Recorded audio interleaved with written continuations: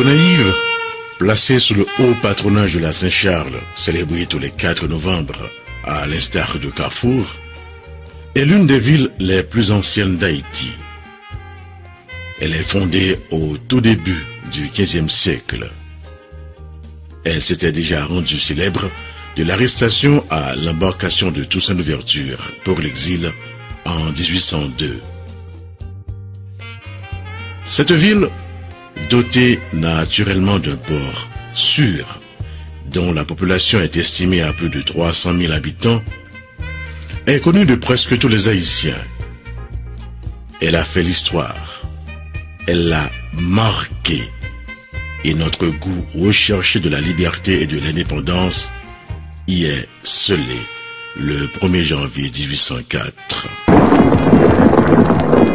Un jour à jamais oublié dans notre histoire de peuple, quand Dessalines, le premier jour du premier mois d'une nouvelle année, éleva à Gonaïves tout Haïti tout entière au rang des nations libres et indépendantes. Si aujourd'hui la ville de Gonaïves n'attire pas une forte présence touristique, il faut directement attribuer ce manque à gagner aux anciens dirigeants. Ils ont détruit des monuments méritant d'être gardés, restaurés, réaménagés et entamés ailleurs, toujours dans la ville, la construction de nouveaux, et aujourd'hui, la prospérité leur sera infiniment reconnaissante.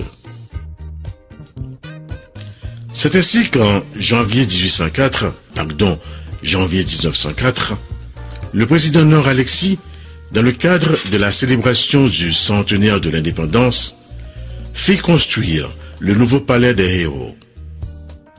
Ceci engendra immédiatement la disparition de l'endroit original où Dessalines jura de vivre libre ou mourir. Ce même palais des héros allait être encore un demi-siècle plus tard remplacé par une obélisque, soit en janvier 1954. Occasion oblige, le 150e glorieusement célébré par le président Paul-Eugène Magloire. Gonaïves a connu plusieurs figures historiques, pour ne citer que quelques-uns. Jacques-Stéphane Alexis, médecin et écrivain, auteur du roman à sensation Compère Général Soleil. Maurice Sexto, l'un des grands paroliers haïtiens de tous les temps, qui ne se souvient pas de Metzabolbec, de Gomoso, de Tissintanise. Jacques-Édouard Alexis, ancien Premier ministre sous la présidence de René Préval, intellectuel de grand calibre, agronome, professeur et recteur de l'université, ancien candidat malheureux à la présidence d'Haïti en 2010. La diva Emeline Michel, avec un mixage de compas, de rara et de jazz, fait mieux percevoir la musique haïtienne au-delà de nos frontières. Madame Herta Pascal Trouillot, première femme présidente d'Haïti, et c'est sous sa présidence que le pays a connu ses premières élections libres et démocratiques en décembre 1990. Timano. Il allait justement avoir 32 ans quand il succomba après une maladie courageusement supportée. Antoine Rossini Jean-Baptiste, dit Timano, est né à Gonaïves le 1er juin 1953.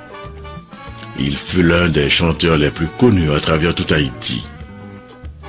Timidement dès son jeune âge, avec les diables du rythme de ses mares, il débuta une carrière musicale qui le conduit notamment à Boston avec le Volo Volo et les Astros de New York. En 1978, Timono devenait le leader single de DP Express et du même coup, au carnaval Biberon, il s'est révélé le chanteur le plus populaire de l'époque. Malheureusement, quelque temps après, soit en 1981, il rompra le mariage avec le DP Express et alla faire bande tout seul. Il forma le Gemini All Stars. À sa mort à New York, le 13 mai 1985, le groupe enregistra 5 albums avec des tubes très connus tels L'Agent Canté. La ville de Gonaïves, toujours à l'avant-garde du changement en Haïti, a sonné le 7 février 1986, le glas de la fin de la dictature. Ainsi, le peuple haïtien a-t-il retrouvé le droit à la parole, le droit à la liberté, une liberté d'expression jalousement gardée aujourd'hui. Quand vous entendez à la radio, vous voyez à la télévision, les gens manifester et des journalistes du monde entier parler de grands rassemblements ou de manifestations, pensez immédiatement à Gonaïves, où tout a commencé en 1985 avec la mort de 3 jeunes écoliers. Je ne connais pas un seul Gonaïvien qui n'est pas fier d'être un fils de la terre salée. De loin ou de près, il sent et conserve son appartenance.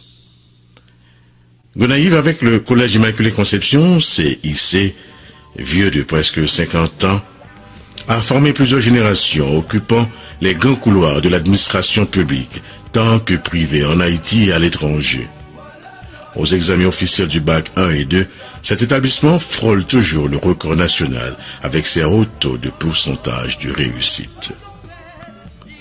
Gonaïves, notre ville, notre fierté, le lieu de départ de toute une nation convergée vers la paix et le respect de la dignité de la personne humaine. Gonaïves, à juste titre, mérite fièrement et dignement d'être appelée la cité, le berceau du renouveau et de l'indépendance d'Haïti. CBA. Merci.